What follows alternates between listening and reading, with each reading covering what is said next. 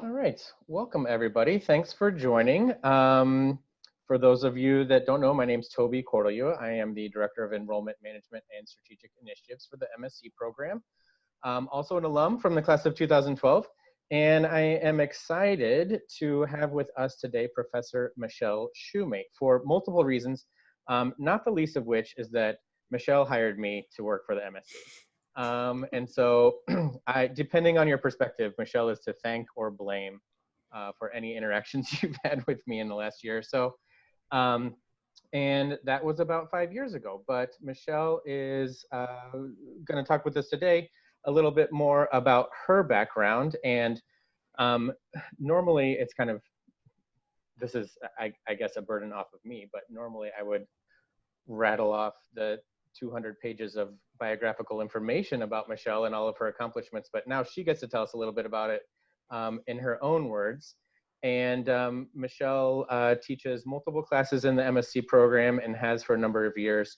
But I wanted to start with that kind of introduction going way back, Michelle. So what we've done with a couple others is I'm trying to learn a little bit more about not just what your research and what your work and what your career has been, but where it came from, right? And so network science, nonprofit, social impact, these are words that have kind of defined your career, but I'm trying to imagine, was there a 6-year-old Michelle running around the schoolyard measuring the strength of ties between her classmates, or where did this come from?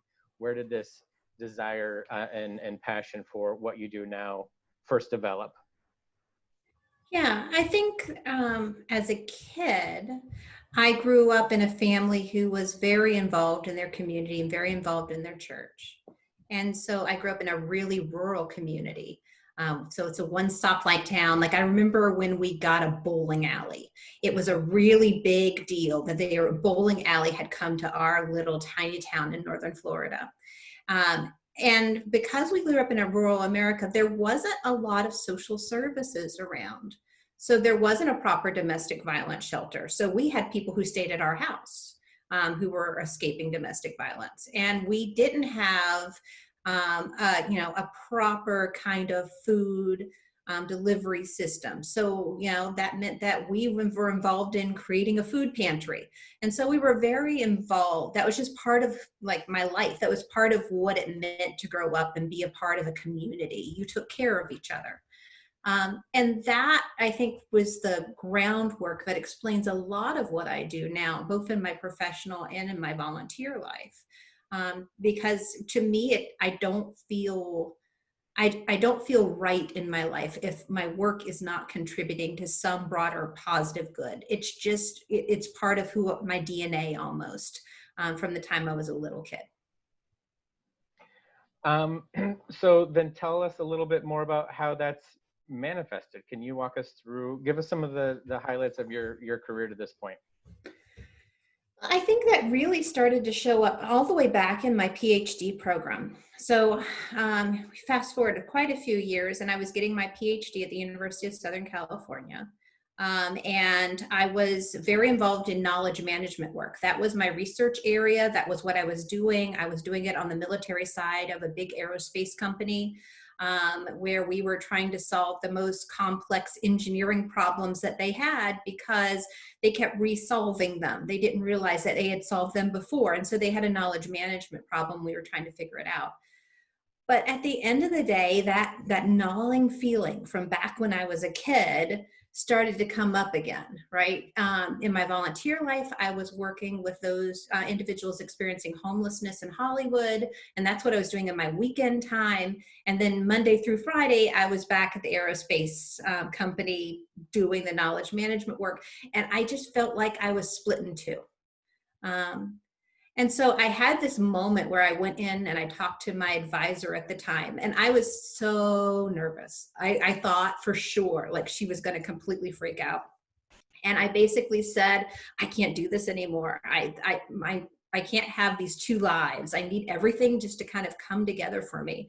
And so I think I don't want to study knowledge management work anymore internally for organizations. I think I want to study nonprofits. But it turns out that most nonprofits aren't big enough to have a knowledge management problem because they have a pretty small staff, right? But I could see in Hollywood in my volunteer work that there were lots of organizations solving the exact same problems just down the street from one another. And so they were reinventing the wheel over and over again. And it was a huge waste of resources. And we needed resources to be able to address the significant problems that we were seeing. So I asked her, could I take what I had learned from knowledge management and apply it to a network of organizations who were trying to make a social impact? And Janet's a wonderful woman.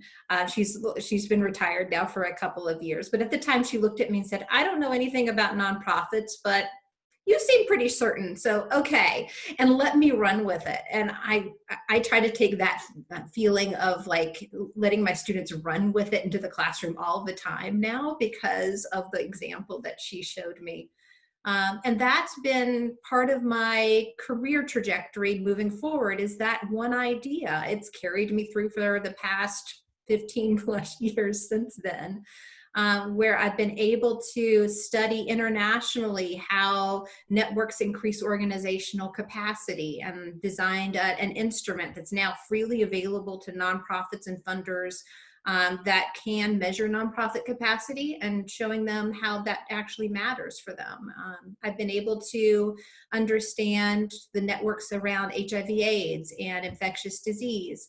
And more recently, my work has translated into education domains. So we're wrapping up a project where we studied education networks from around the country. So we were in 26 US cities trying to understand how governments and businesses and nonprofits get together to actually move the needle on educational outcomes for young people. And so that's been the impetus behind so much of my research, is having that one moment of clarity, which really does go back to that gnawing feeling that comes from when I was a kid. Mm-hmm. I think this through thread of concern for others and empathy and wanting to understand it more and have an impact, I think is certainly admirable and impressive. And there's also been a thread. So I think maybe last week Randy talked with Nosh, and 2 weeks ago was Leslie. And networks has certainly been a theme, right? For that. And I think that network science certainly played a role in bringing you to Northwestern in the first place. Can you tell us the story of you coming to Northwestern, and then also introduce us to the Network for Nonprofit and Social Impact? Sure.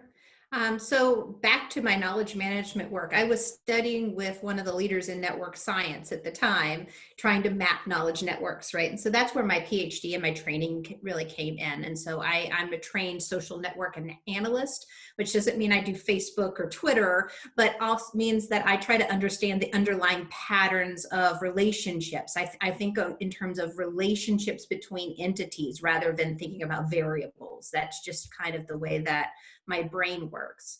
And so I had a kind of an interesting journey through a couple of state universities. Before Northwestern, I was at the University of Illinois at Urbana-Champaign for 6 years. And I had known folks at Northwestern for a number of years, some of whom are still here, including Nashir.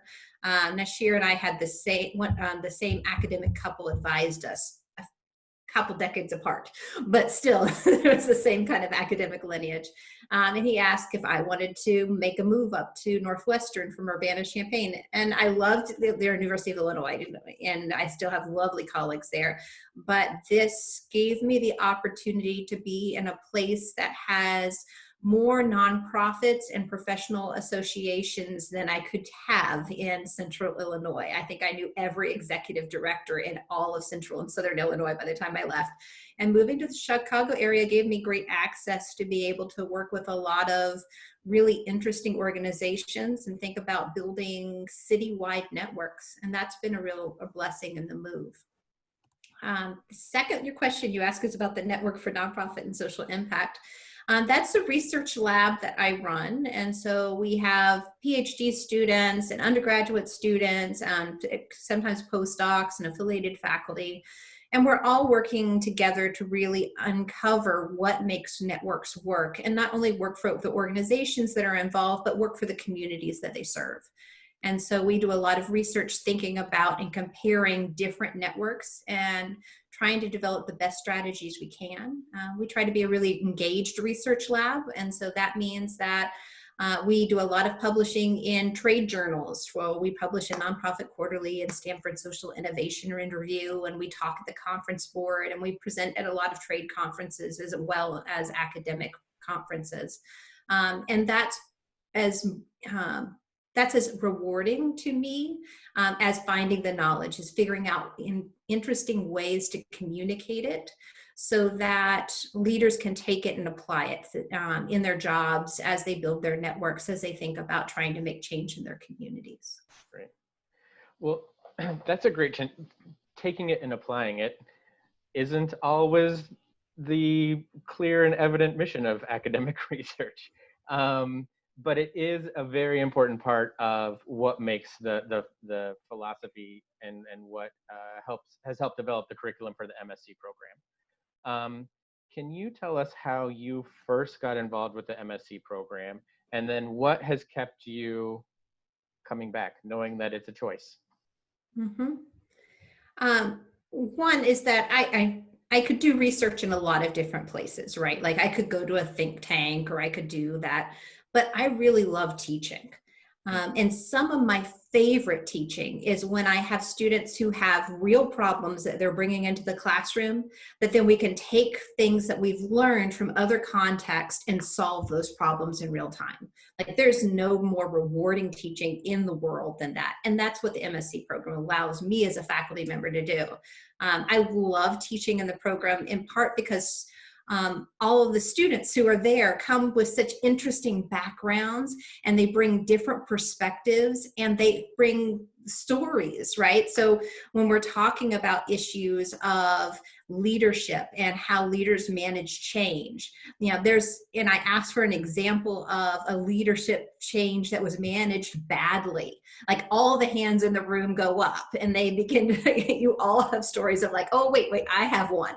Let me tell you about when my boss did this, or let me tell you when the leaders of this organization I'm involved with did this.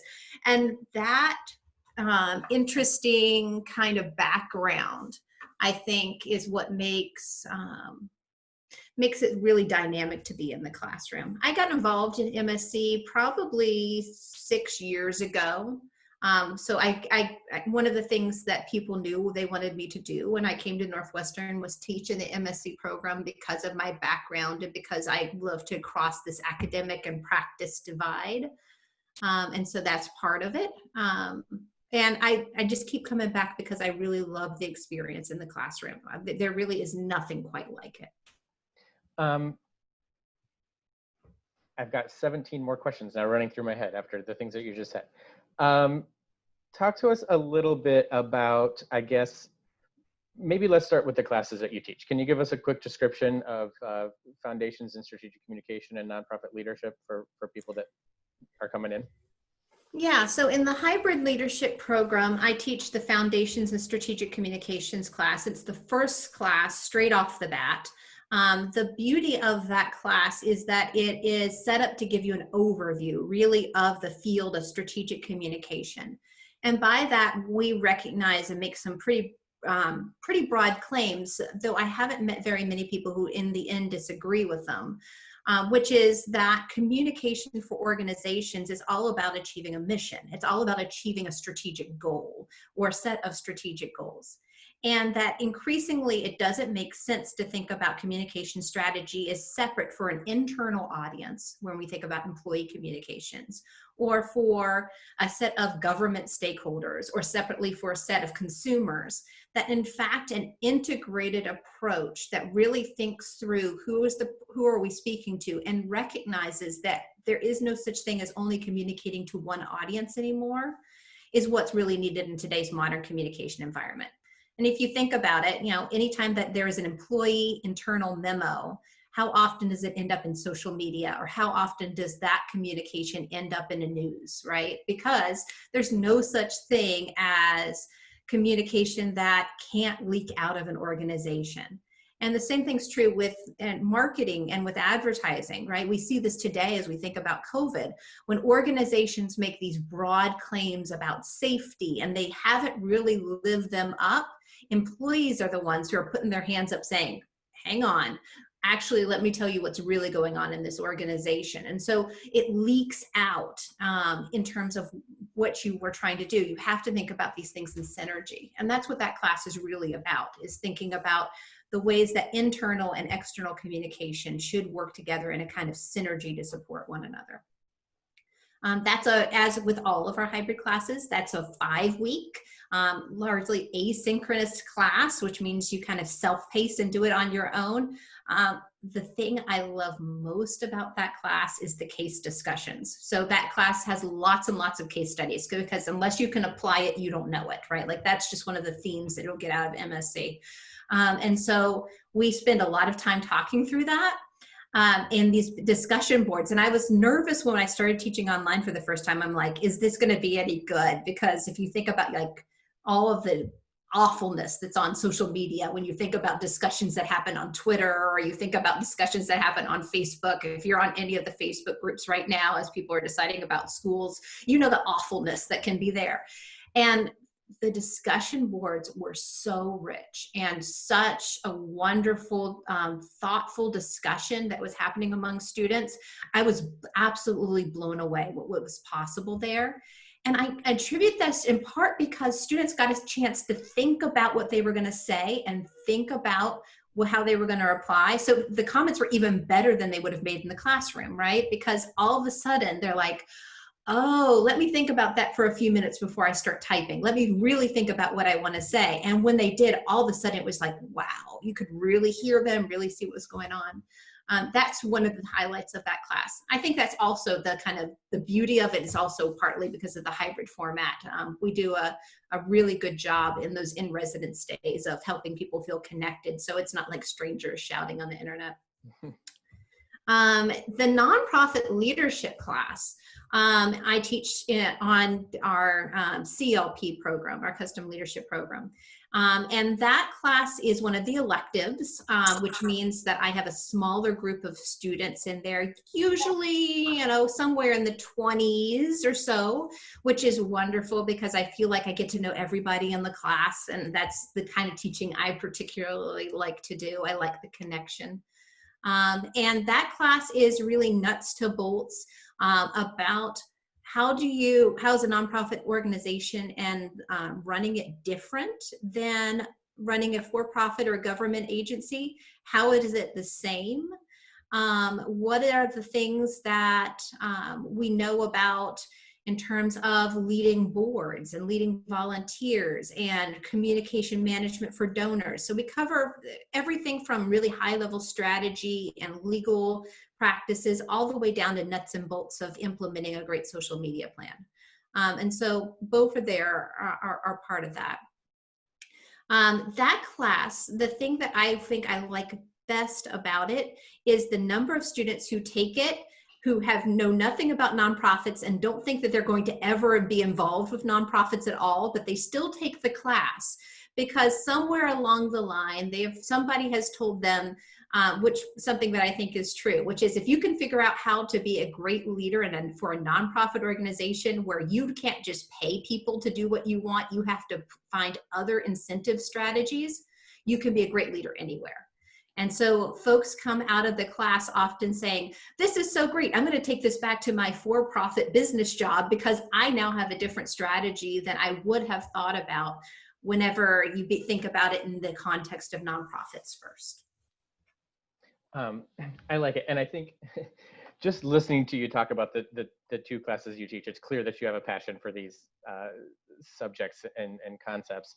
And it reminds me that, I don't know, I say this all the time to prospective students. I think that there are a lot of brilliant people in the world, and I think there are a lot of great teachers in the world, and they don't often share the same body.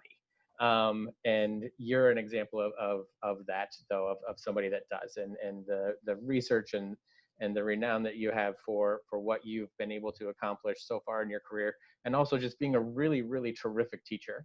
And that comes out, I think a lot of times students coming into the program have these next kind of 12 months only in their view, right? And not understanding that this is a lifelong commitment that you're making to be a part of this community. And I'm not expecting any comment from you necessarily, Michelle, but I've heard story after story after story from alumni who have been able to reach out to you for assistance or advice over the years, long after being a student in your class. And I don't know, I guess on behalf of the program and alumni and everybody else, thank you for that. And you know, it's just a great example for everybody else. No, it's great. And the alumni have helped me out too. Alumni have often come back to speak in my undergraduate classes. So I pull back people in too and say, could you possibly just come and talk a little bit about your first marketing job to my undergrads on a panel? And they've been wonderful and gracious with their time too. That's great. So everybody listening, if you ever want to come talk to a group of undergrads, take Michelle's courses, and then maybe you'll have an opportunity. We've got a few minutes left. I have some more questions, but I want to see if there's any questions from the group. Feel free to submit anything into the chat or unmute yourselves and just kind of ask away. But we've got a few minutes here with Michelle to pick her brain. I'll remind everybody that it's a communication program and you'll be expected to communicate throughout. This is one of your first opportunities. I do see Krish asking about some of the logistics that are happening in the fall. Once this is done, I'm going to stay on and answer some of those questions. I want to focus on our time with Michelle here now.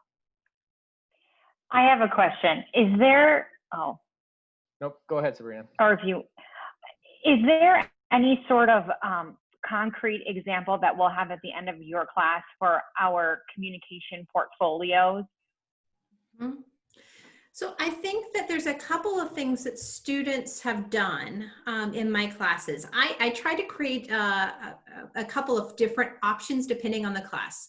In the hybrid class, the thing that students walk away from and most often put in their portfolios, though occasionally they put other things in, is a reflection paper where they talk about what they took away from my class and what's a real life work problem that they could solve with that information. And so they basically write their own case from their workplace. And so that's one thing that they tuck in often in terms of their portfolios. In the nonprofit leadership class, what I have, the kind of capstone assignment is a board training package. And that's where you would put together all the materials for a half-day board retreat that would focus on a particular topic.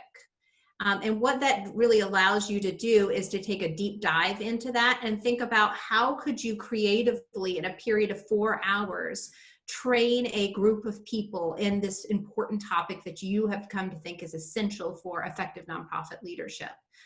And folks have taken those and put them certainly in their capstone portfolios. I've had several students use that in their job portfolios, and I've had at least 2 who've launched their own consulting businesses off of that. So it's one of those pieces that really shows up pretty frequently out of the class.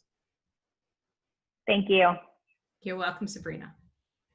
Amanda asks, I think a fair question. How do you fit all of this into 5 weeks of learning? Well, that is the hybrid class. For those of you who are doing the CLP program, you don't have 5 weeks, you have 10. So it's twice as long. So for some of you are breathing a sigh of relief right now. Well, actually, I'll interrupt real quick. I think there's a decent chance that Leslie's class is going to be 5 weeks for the custom students in the fall too. So we're working it out. But go ahead. I can say the nice thing is when you do a 5-week class, it's the only usually class you're doing at that time. It's usually one at a time when it's 5 weeks. And that's what we set up, certainly in the hybrid. And Toby can tell you about whatever's being planned in the fall, because that's somewhat unique to the current circumstances that we're in.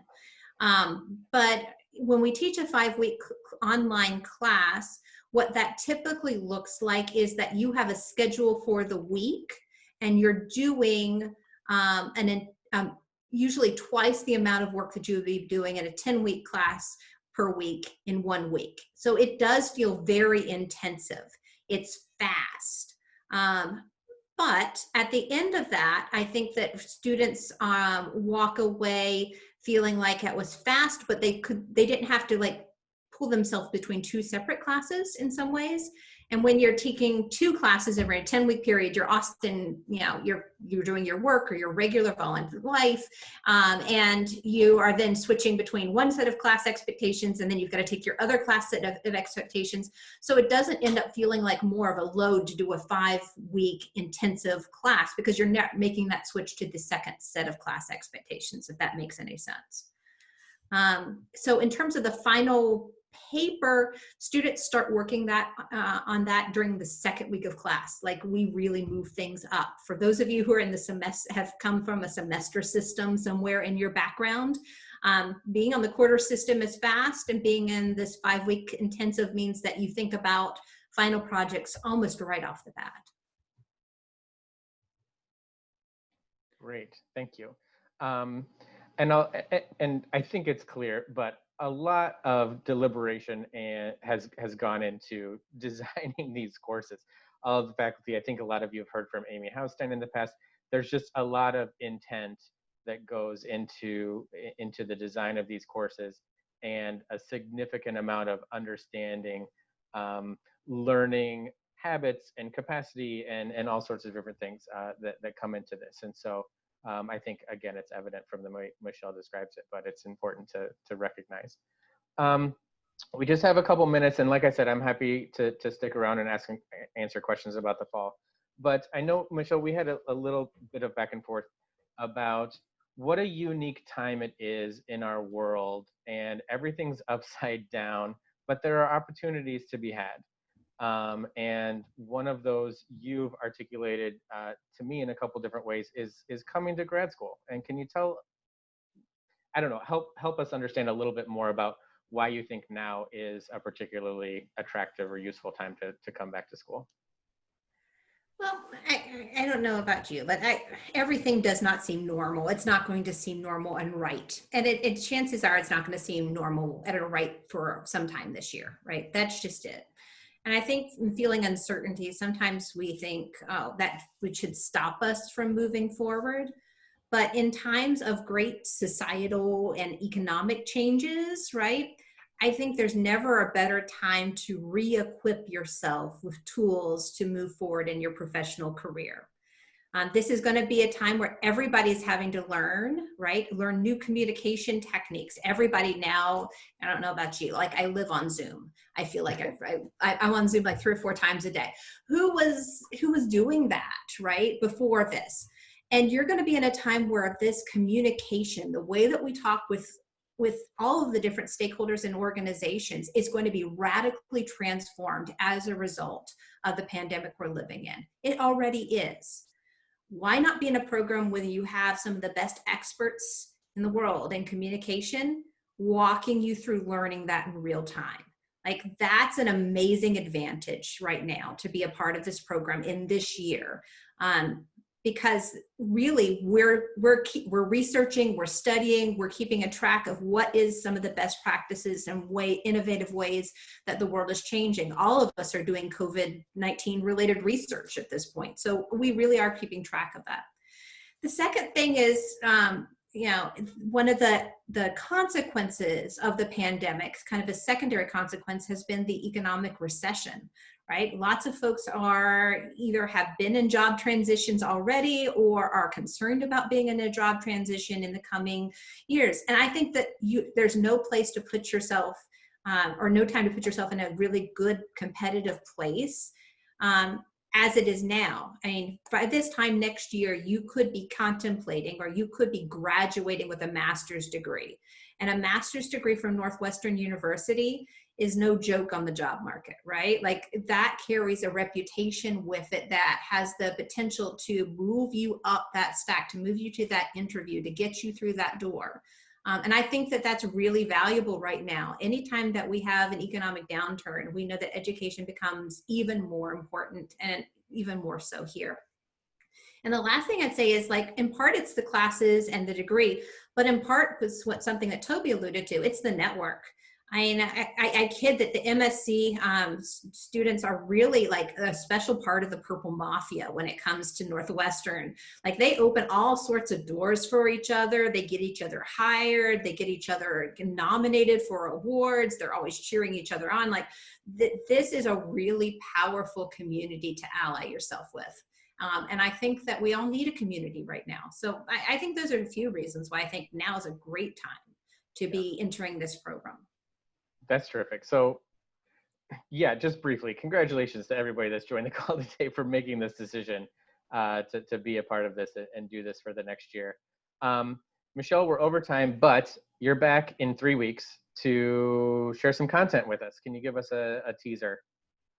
Sure. So I've been thinking about what would be a really great intro lecture or set of activities. It won't all be lecture, actually, where we're going to get together and talk about motivating yourself.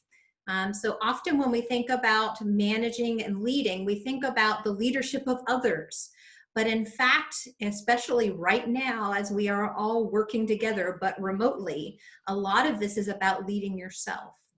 And there's some great theory and there's some great research on what makes different people tick and how can you keep yourself motivated? How can you lead yourself in the next era of your career so that you're getting the things that you want to, both out of this degree and out of your relationships and professional life.